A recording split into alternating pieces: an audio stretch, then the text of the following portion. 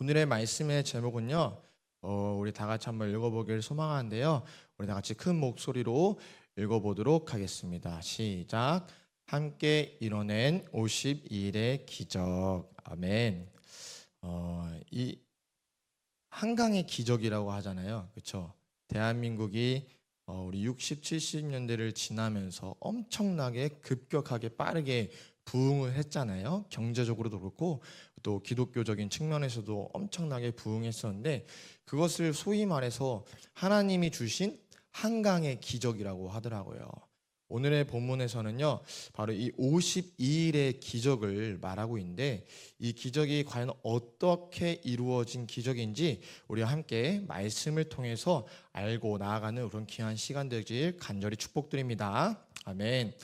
이 당시 먼저 이 역사적 상황, 이 느헤미야의 상황을 좀 얘기하고 싶은데요.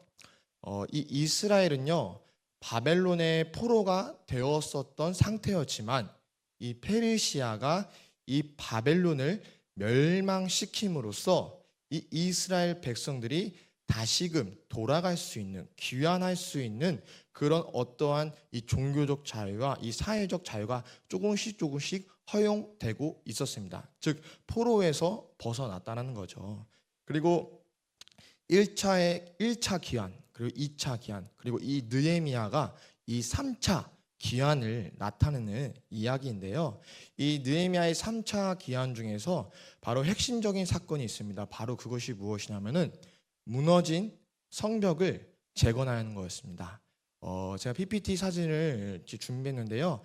이 성벽이 무너진 사진이 있습니다. 네, 이거는 이 사진인데요. 저렇게 저 예루살렘이라는 도시를, 이 지역을 이렇게 가로막고 있고 수호하고 있는 성벽이 있었어요. 근데 그 성벽이 바로 무너지고 말았습니다. 그래서 느헤미야 1장 3절의 말씀을 보면요, 우리 다 같이 큰 목소리로 함께 읽어보도록 하겠습니다.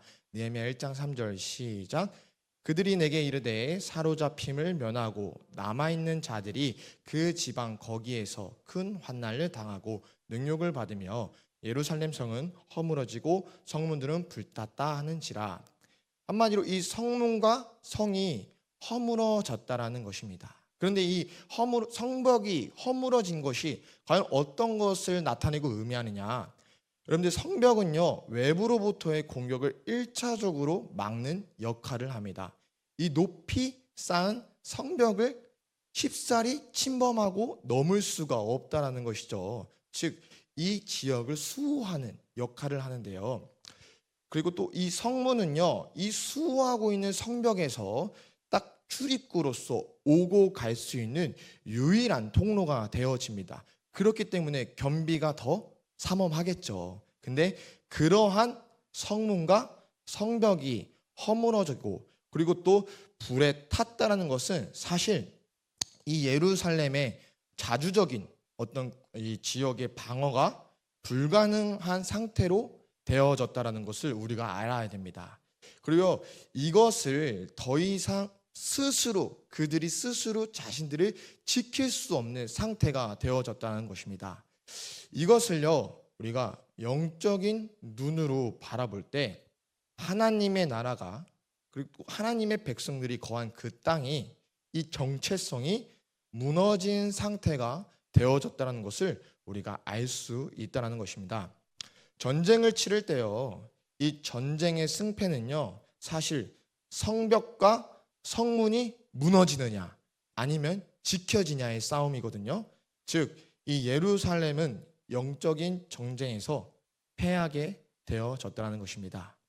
그 결과가 어떻습니까? 우리가 1장 3절을 다시 한번 띄워주시면요, 1장 3절에 이렇게 말씀을 나타내고 있는데 남아있는 자들이란 이 포로로 끌려오지 않고 남아있었던 백성들이거든요.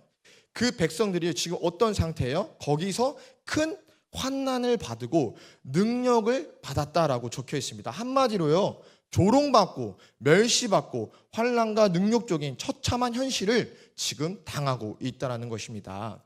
여러분들요, 지배를 당한다는 것은요, 우리의 주인의 뜻대로 살아가는 것이 아니라, 내 뜻대로 살아가는 것이 아니라 어떤 외부의 압력으로부터 내가 강요받고 그런 어떠한 수동적인 삶을 살아가게 되어진다는 것입니다. 그것이 바로 우상을 숭배하고 하나님을 높이지 않는 영적인 죄악으로 결국에는 끌려간다는 것입니다. 즉, 저 사단의 권세에 우리의 성벽과 성문을 빼앗기게 되었다는 것입니다.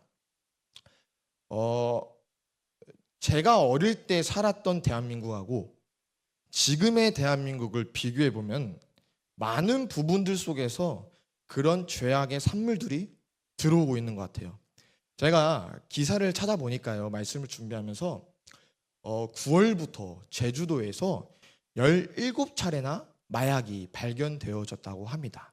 9월부터 지금까지 9, 10, 11, 12, 그러니까 4개월이라는 시간 동안 17차례니까 한 달에 거의 4건이 들어온 거예요. 그 양이요, 총 36kg이라고 합니다.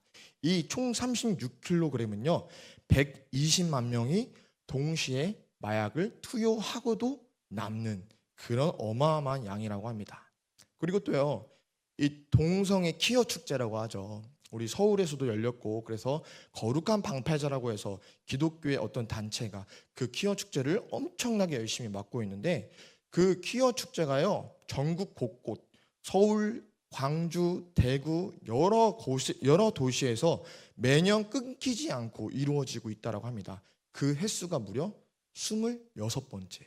네, 놀랍지 않은가요? 26번이나 우리나라에서 퀴어 축제, 동성애 축제가 열려지고 있다는 것입니다. 제가요, 과거에 60년, 70년, 80년, 90년대 대한민국의 교회를 겪어보지 못하였지만 그때 시절을 제가 듣기로는 정말 사람들이 교회에 끊이질 않고 찾아서 들어왔던 시대고, 그리고 또 신앙의 열심이 대단하고 하다고 들었습니다.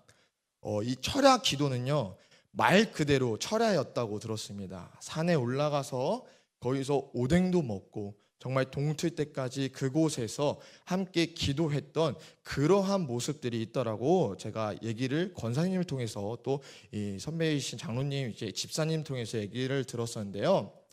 어떤 분의 말을 빌자면은 그때 당시의 신앙의 열심과 그리고 오늘날의 신앙의 열심을 굳이 이게 나쁜 의미가 아니네요. 비교하자면은 오늘날의 신앙은 날라리의 신앙이라고 얘기하는 모습을 제가 들었습니다. 말 그대로 쉽다라는 거죠.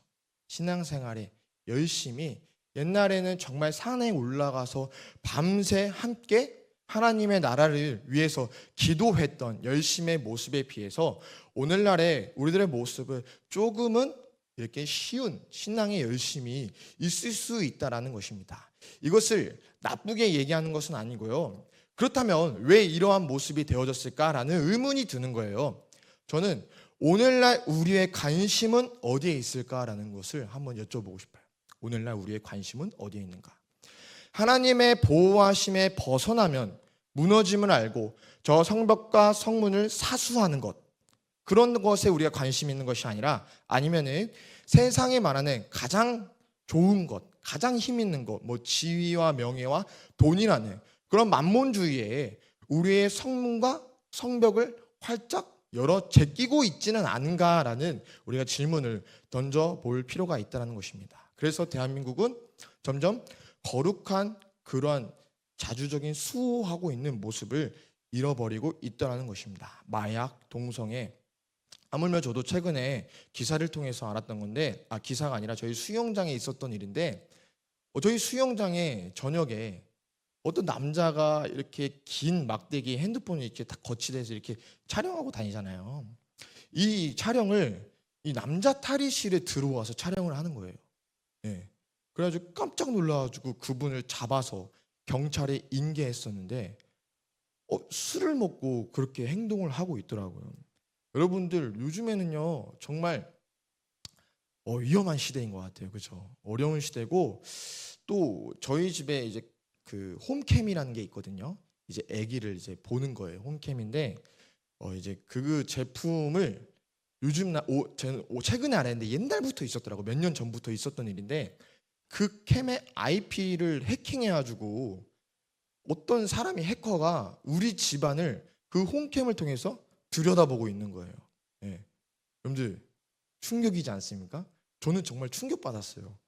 그래서 그거를 확 이제 선을 빼버렸는데, 예. 여러분들 우리가 깊이 깨달으셔야 될 줄로 믿습니다. 이 사단의 권세와 공격은요 이미 우리들의 가정까지 침투하고 있습니다. 우리가 영적으로 바라봐야 되는데, 그래서 오늘 말씀을 통하여서 가정을 지키기 위해서, 교회를 지키기 위해서, 더 나아가 이 나라와 세계를 지키기 위해서 우리가 그 성벽과 그 성문을 우리가 회복해야 될 줄로 믿습니다. 아멘. 아멘. 그렇다면은 어떻게 그 무너진 성벽과 성문을 재건해야 될까? 그 방향은 오늘 성경에서 하나님께서 느헤미야를 통해서 알려주고 계신데, 바로 하나님의 마음을 품고 애통하며 안타까워하는 마음으로 반응하는 것입니다. 그럼 따라해 볼까요? 애통하고 안타까워하자. 저는 그 감정을요, 그 마음을 바로 하나님의 궁휼한 마음이라고 표현하고 싶습니다.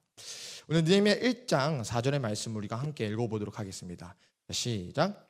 내가 이 말을 듣고 앉아서 울고 수일 동안 슬퍼하며 하늘의 하나님 앞에 금식하며 기도하여.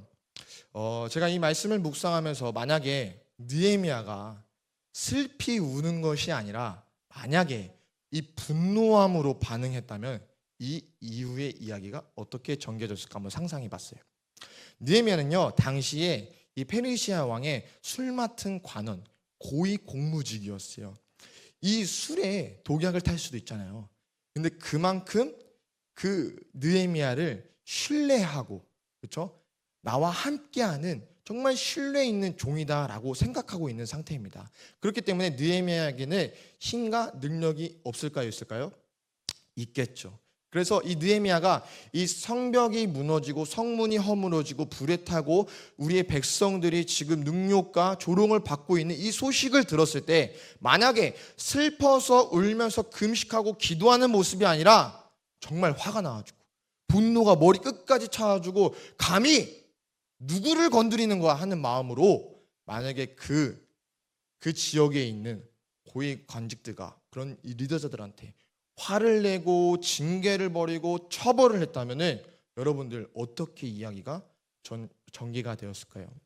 제가 상상하기로는 이 내부 안에서 서로 너가 옳네, 너가 잘못했네 하면서 다투기 바빴다라는 게 저의 결론입니다. 그렇다면 피해는 누가 봐요? 백성들이 오롯이 다 보게 되어지는 것이죠. 그리고 또 이방 나라의 사람들이 이 예루살렘 지역을 바라볼 때, 저 예루살렘에는 이제 하나님이 함께 하시지 않아.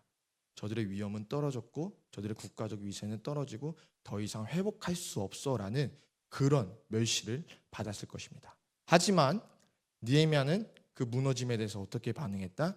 슬피 울며 금식하고 기도하였다. 어떠한 마음일까요? 바로 하나님의 궁휼한 마음으로 나아갔다는 것입니다. 그러자 하나님께서 이 느헤미야의 마음을 보시고 성벽을 재건할 수 있는 기회와 그 일을 허락하십니다. 느헤미야 2장 1절의 말씀입니다. 우리 다 같이 1절부터 2절까지의 말씀 크게 읽어보도록 하겠습니다. 아닥사스다 왕 제20년 니산월에 왕 앞에 포도주가 있기로 내가 그 포도주를 왕에게 드렸는데, 이전에는 내가 왕 앞에서 수심이 없었더니 왕이 내게 이르시되 내가 병이 없거늘 어찌하여 얼굴에 수심이 있느냐, 이는 필연 내 마음에 근심이 있으리로다 하더라. 그때 내가 크게 두려워하여. 즉 지금 이 왕이요, 이 느헤미야의 표정을 보니까요 근심과 걱정이 보여요. 그렇죠? 이 근심과 걱정이 보이는데, 당시에 이 시대적 배경에서는요 이 왕 앞에서 어떠한 신하가 자신의 개인적인 감정을 비추면서 있다라는 것은 여러분들 큰 죄악이고 큰 잘못입니다. 심하면요 목숨의 처벌까지도 받을 수 있는 그런 시대적인 문화가 있어요. 근데 이 느헤미야는 3절에 왕께 대답하되 왕은 만세수를 하옵소서, 내 조상들의 묘실이 있는 성읍이 예루살렘이 이제까지 황폐하고 성문이 불탈사오니 내가 어찌 얼굴에 수심이 없사오리까 하니라고 지금 과감하게 이 자신의 표정의 근심에 있는 원인과 이유를 지금 나타내고 있는 것입니다. 우리가 앞서 말했지만 이 시대적 배경에서 바라볼 때 자신의 감정을 왕에게, 자신의 걱정을 비춘다는 것은 여러분들 큰 잘못입니다. 그럼에도 불구하고 비쳤다라는 것이요. 왜? 그 백성, 그 예루살렘을 살리기 위해서 하나님의 긍휼한 마음을 가지고 나아갔다는 것입니다. 마태복음 5장 7절에 이러한 말씀이 있습니다. 긍휼히 여기는 자는 복이 있나니 그들이 긍휼히 여김을 받을 것이며. 아멘. 이 긍휼한 마음으로 느헤미야가 나아가니까요, 이 왕이요 그 긍휼한 마음에 감동하여서 느헤미야가 그 땅에 가서 그 성벽과 성문을 재건할 수 있도록 그런 허락하심을 나타내고 있습니다. 즉 이 마태복음 5장 7절부터 이 느헤미야가 긍휼한 마음을 가지니까 이 느헤미야도 어떻게 여김을 받아요? 긍휼히 여김을 받게 되어진다는 것입니다. 아멘. 저는 이 모습이요 오늘날 우리 교회들이 회복해야 될 모습이라고 생각합니다. 제가 저희 학생부 아이들에게 가르치는 여러 가지 신앙의 가치관 중 여러 가지가 가치관이 있겠지만 그 중에 제가 강조하는 것 중에 하나가 무엇이냐면은 바로 기독교의 본질입니다. 기독교의 본질이 무엇입니까? 내가 못 되더라도 남이 잘 되는 것. 내가 희생하고 손해 보더라도 내 이웃이 범사에 잘 되는 것. 여러분들 그것이 기독교의 가장 큰 본질이고 가장 큰 힘인 줄로 믿습니다. 아멘. 왜냐면요 예수님께서 십자가에 죽으셔서 누가 살았나요? 네, 바로 내가 저와 여러분들이 살게 되어졌다라는 것입니다. 우리가 기독교의 본질, 이 느헤미야처럼 내가 좀 위험을 감수하더라도 우리가 세울 수만 있다면 우리가 이웃을 위해서 살아가는 귀한 백성이 되어야 될 줄로 믿습니다. 아멘. 이 로마서 5장 19절의 말씀을 우리가 다 같이 큰 목소리로 읽어보도록 하겠습니다. 자, 시작. 한 사람의 순종하지 아니함으로 많은 사람이 죄인이 된 것 같이 한 사람의 순종하심으로 많은 사람이 의인이 되리라. 아멘. 우리가 잘 알고 있는 말씀이에요. 아담의 불순종으로 모든 사람들이 죄인이 되었지만 그 메시아 예비되신 어린 예수 그리스도를 통하여서 또 그분의 순종을 통하여서 우리의 모든 죄악들이 사라지고 우리가 의인으로 칭함받는 백성들이 되어졌다는 것입니다. 바로 긍휼을 입었다라는 것입니다. 느헤미야도 마찬가지예요. 하나님의 마음을 품고 목숨을 걸어가면서까지 이 왕에게 성벽의 재건을 예루살렘의 안타까운 현실을 내가 슬피 울며 돕고자 하는 그 하나님의 긍휼한 마음을 품으니까 하나님께서 그에게 긍휼을 베푸시면서 성벽과 성전을 재건할 수 있는 기회를 허락하셨다라는 것입니다.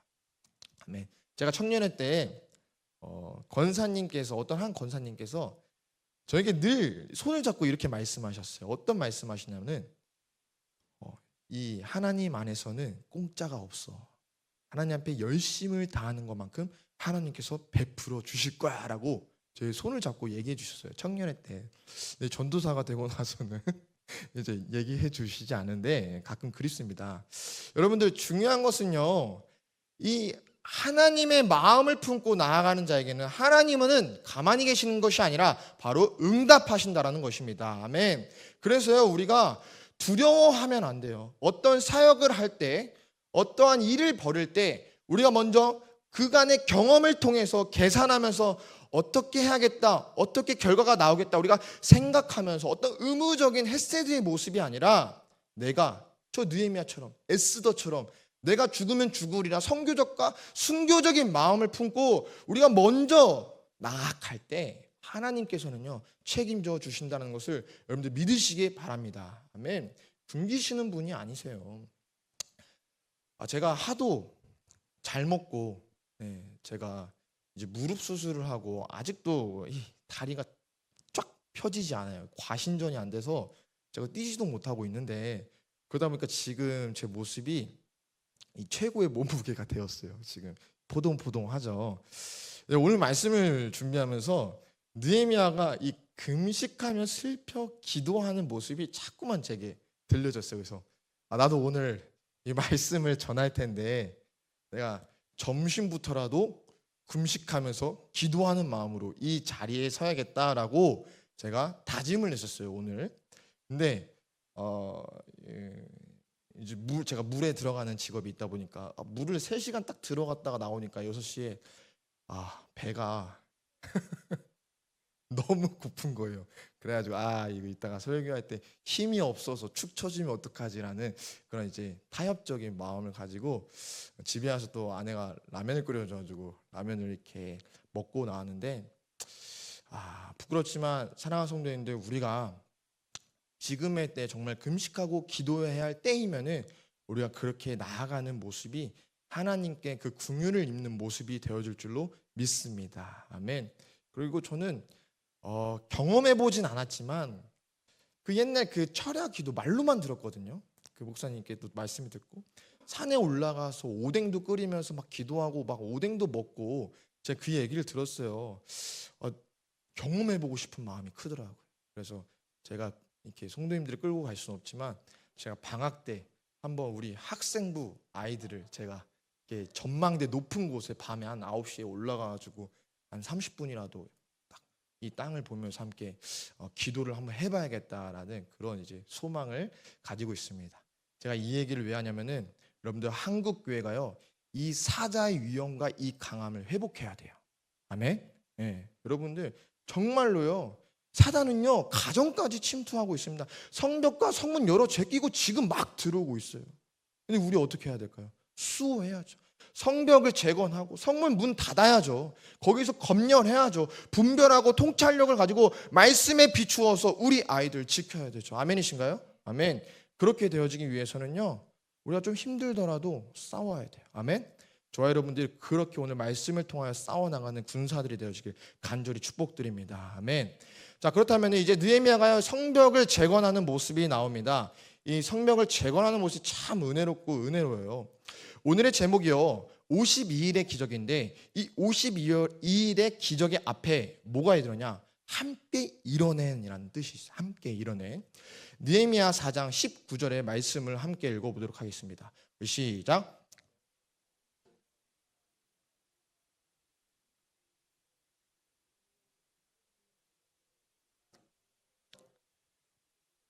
아멘.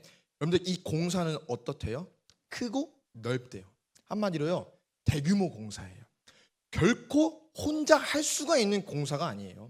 그래가지고요, 인부들로 통해서 이 공사인들을 통해서 52일이라는 시간 동안은요 절대 완공할 수 없는 공사라는 것입니다. 혼자서는 할 수 없어요. 그래서 이 성경에서는 지금 무엇을 얘기하고 있냐? 느헤미야 혼자의 힘으로는 절대 이루어진 것이 아니다라고 얘기하는 겁니다. 그러면은 50일 만에 이 무너진 성벽과 성문을 어떻게 재건할 수 있을까요? 따라해 볼까요? 다 함께 힘을 모아서. 다 함께 힘을 모아서. 느헤미야 4장 6절의 말씀을 보니까요, 제가 읽겠습니다. 이에 우리가 성을 건축하여 전부가 연결되고 전부가 높이가 절반에 이르렀으니 이는 백성이 마음 들여 일을 하였음이니라. 아멘. 이 마음 들여라는 이 마음 들여를 세 번역으로 번역해서 보면요, 어떻게 나타내느냐? 마음을 모아서라고 말씀에 적혀 있어요. 한마디로 마음을 모았다는 것입니다. 여러분들 고린도전서 1장 10절의 말씀인데요. 형제들아, 내가 우리 주 예수 그리스도의 이름으로 너희를 권하노니 모두가 같은 말을 하고 너희 가운데 분쟁이 없이 같은 마음과 같은 뜻으로 온전히 합하라라고 이 사도 바울이 권면하고 있습니다. 여러분들 같은 말, 분쟁이 없이 같은 마음, 같은 뜻으로 합했다는 것입니다. 느헤미야와 그의 모든 백성들이. 아멘. 그래서 혼자 지어졌다는 것이 아니에요. 이 크고 넓었던 대규모 공사가요, 느헤미야 혼자 지은 것이 아니라 함께 모두가 마음을 모아서 같은 뜻과 같은 목적성을 가지고 나아갔다라는 것입니다. 여러분들 그거를 우리가 성경의 말씀으로 나타낼 때는 바로 연합이라고 얘기합니다. 따라해볼까요? 연합. 하나됨. 하나 되어서 하나님의 나라를 세우고 지키고 나아갔다는 것입니다. 그러면 어떻게 이 재건했던 모습 어떻게 그렇게 하나 되어졌을까? 우리가 구체적으로 좀 말씀을 바라보도록 하겠습니다. 우리 PPT를 띄워주시겠습니까? 우리 느헤미야 3장 1절 세 번역 말씀입니다. 이 대제사장 엘리야십이 동료 제사장과 함께, 그러니까 제사장들의 참여가 있었어요. 그리고 이 제사장들이 뭘 했어요? 마지막에 성벽을 쌓아서 봉헌하였다. 제사장들이 성벽을 쌓고요. 이 성벽을 쌓는데 이 헌금, 이 재정을 내어드렸다. 헌신했다는 것입니다. 또 느헤미야 3장 8절을 볼까요? 그 다음은 세공장이, 그러니까 이 직업인들이 참여했다는 것입니다. 그리고 그 다음은 향품 제조업자가, 이 직업인들이 참여했다는 것이에요. 또 느헤미야 3장 12절, 이 다음 장, 네. 그 다음은 예루살렘의 반죽 구역의 책임자. 구역의 책임자라는 것은 귀족을 나타내고 있는 거예요. 귀족. 그 지역을 맡고 있었던 그 귀족의 가족 단위가 참여했다는 것입니다. 딸들까지 다 참여했다는 것이에요. 느헤미야 3장 22절에 보니까요. 그 구역 안에 사는 제사장들이, 그러니까 그 구역 안에 있는 또 제사장들, 또 다른 제사장들이 또 참여했다는 거예요. 느헤미야 3장 32절에 보니까요. 마지막으로 세공장이야 상인들이 보수하였다. 상인가, 물건 파는 상인들이요. 그리고 기술자들까지 참여했다는 것입니다. 성경이 왜 이 성벽을 누가 세웠는지를 장황하고 정확하게 구체적으로 얘기하고 기록하고 있을까요? 하나님께서는요, 이 사건을 통해서 얘기하고 싶은 거예요. 어떤 것을요? 몇몇 리더자들의 힘으로 이 성벽이 재건되어진 것이 아니라 모든 사람들이 함께 붙어서 그 성벽과 성전을 재건했다는 것입니다. 아멘. 하나님은요, 이 개인의 회복을 중요시 여기는 것이 아니라 이 공동체적인 회복을 지금 강조하고 계신 것입니다. 여러분들, 하나님이 원하시는 회복은요, 나 혼자만의 회복을 원하시는 것이 아닙니다. 하나님께서 진정으로 원하시는 것은 나도 회복하고, 내 아내도 회복하고, 내 자녀도 회복하고, 내 공동체도 회복하고, 내 교회도 회복하는 그러한 은혜를 원하시는 줄로 믿습니다. 아멘. 제가 오늘 아침에 꿈을 꿨어요. 제가 꿈을 잘 꾸지 않아요. 그냥 누우면은 한 3분? 3분이면 잠들거든요. 원래 생각이 단순한 사람이에요. 그리고 스트레스 받는 생각들이 오면은 생각하지 않는 그런 이제 모습이 있는데, 꿈을 꿨는데 학생부에 언제부턴가 잘 나오지 않는 친구가 있었어요. 근데 그 친구를 위해서 계속 기도하고 있었어요. 왜냐하면은 나오겠거니 했는데 안 나오는 거예요. 네, 나오겠거니 했는데 안 나오는 거예요. 그래가지고 시간이 길어지니까 기도해야 되는구나 해서 기도하고 있었어요. 기도하고 이제 연락을 주고 받으면서 막 선물도 주고 뭐 빼빼로나 빼빼로 베이 받으면서 막 이제 너무 부담스럽지 않게, 그래서 조심스럽게 다가가려고 이렇게 연락을 취하고 있었는데 꿈에 나왔어요. 저희 학생부가 하여튼 어디를 갔다 오는 길에 카페에 들어갔거든요. 거기서 이제 다 이렇게 커피를 마시면서 막 수다를 떨고 놀고 있었어요. 근데 저 창문으로 그 친구가 지나가는 거예요. 걸어가는 거예요. 그러니까 문을 제끼고 누구누구야 이리 와 했는데 전도사님 하면서 슉 들어오는 거예요. 근데 들어왔는데 저희가 다 같이 부둥켜 안고 왜 이제 왔냐고, 왜 이제 왔냐고 막, 저희가 거짓말이 아닙니다, 막 울면서 막 다 같이 껴안고 있는 거예요. 제가 그러면서 이 잠에서 깼는데 기도가 나오더라고요. 기도가 나오는데 원래 평소 같으면 하루에 대한 기도를 했겠지만 오늘은 그 친구를 향한 마음을 가지고 기도하게 되더라고요. 아침부터. 그러면서 느껴졌던 것은 하나님이 내 기도에 응답하셨고 지금이라는 사인을 주고 계시는구나 라고 생각이 들었어요. 그래서 제가 연락을 했어요. 아침에 토요일날 만나자, 토요일날 저녁에 밥을 먹자, 전사님이 올해 가기 전에 사준다고 했는데 이번인 것 같아, 먹자, 우리 애기도 데리고 가고 다 데리고 갈게 하면서 연락을 했어요. 근데 아직 답장은 오지 않았어요. 원래 성도님도 아셔야 될 게 있는데 오늘날의 우리 아이들 세대는요, 보고도 답장을 바로 안 하는 세대예요. 이 카톡이 일이 사라져도요 바로 답장이 안 와요. 하루가 지나고 이틀이 지나고 3일이 지나고 옵니다. 오긴 와요. 오긴 오는데 참 신기해요. 우리의 머리로는 이해가 될까요, 안 될까요? 안 돼요. 안 되는데 이해하려고 하면 피곤해져요.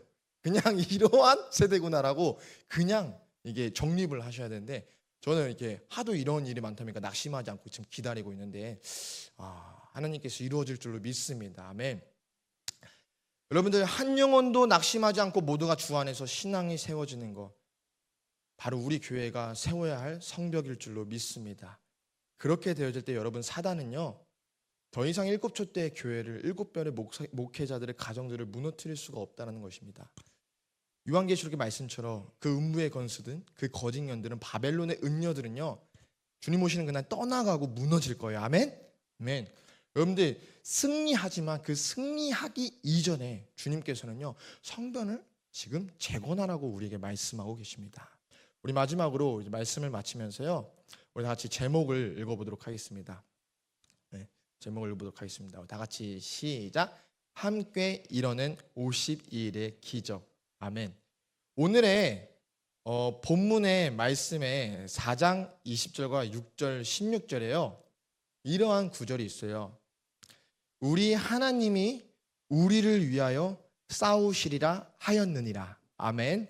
또 16절에 모든 대적과 주위에 있는 이방 족속들이 이를 듣고 이 52일 만에 성벽과 성전이 재건되어졌다는 것을 지금 듣고 놀라는 거예요. 놀라면서 어떻게 반응하냐? 다 두려워하고 크게 낙담하였으니. 왜요? 그들이 우리 하나님께서 이 역사를 이루신 것을 알미니라. 아멘. 여러분들, 사단은요 알아요. 뭘 알아요? 하나님이 자기들을 이긴다는 것을 알아요. 아멘. 여러분들 믿으셔야 돼요. 예. 우리는 이미 승리할 수 있는 능력이 있는 자들입니다. 근데요 우리가 싸우지 않아서, 우리가 재건하지 않고 성전을 재건하지 않아서 여러분들 우리가 자꾸 지고 있는 거예요. 그 주님께서 우리와 영원토록 함께 싸우신다고 말씀하고 계시며 이 역사를 보면서 저 이방의 족속들은 크게 두려워하고 떨고 있다라고 합니다. 그런데 하나님의 위엄이, 사자와 같은 하나님의 위엄이 그 성벽과 성전이 재건됨으로 말미암아 그 지역 가운데 임했어요. 사단들은요 더 이상 그들을 대적할 수 없어요. 왜? 크게 두려워하고 있거든요. 여러분들, 성벽을 쌓을 때 이 돌을 쌓잖아요, 그렇죠? 근데 그 돌을 이으는 그 돌들을 연결해주는 그 진흙 있잖아요, 그 모래, 그 접착제가 굉장히 중요합니다. 안시성이라는 영화가 있어요. 제가 그 영화를 3번인가 4번, 양만춘이 이제 그 안시성이 장군이고, 그 안시성이라는 그 성이요 무너지지 않았어요. 왜 무너지지 않아요? 적이 자신들의 보다 한 수백 배는 수십 배는 많은 그런 병력들이 공격해 오는데 이 안시성이 무너지지 않았어요. 왜일까요? 이 큰 돌이 날라와도요, 이 성벽을 때려도요, 그 성벽 안에 그 모래알이 꽉 차 있어요. 완전 꽉 차 있어가지고 너무 단단하니까요, 이 공격이 와도 공격이 되지 않는 거예요.